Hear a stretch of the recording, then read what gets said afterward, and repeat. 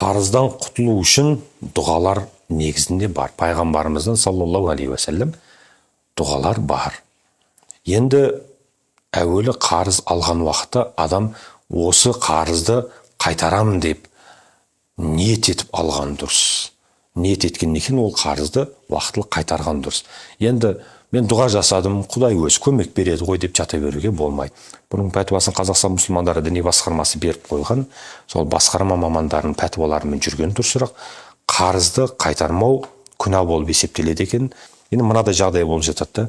Қолында телефоны бар, тағы да рассрочка кредитке телефон алғысы келеді. Өзі мініп жүрген көлігі бар, одан да жақсы бір көлікті жаңа қарызға, ипотекаға, қарызға бөліп төлеуге алғысы келеді. Бір бөлмелі үйі бар, 3 бөлмелі үй алғысы келеді ипотекаға. Осындай дүниелер шариғатта ысырапшылдыққа жатады екен. Себебі кішкентай болса да, орташа болса да телефоны бар, орташа болса да көлігі бар, бір бөлме болса да үйі бар. Сол бар дүниемен қанағатшылық қылса, сол қарызға батпаудың алғашқы жолы екен.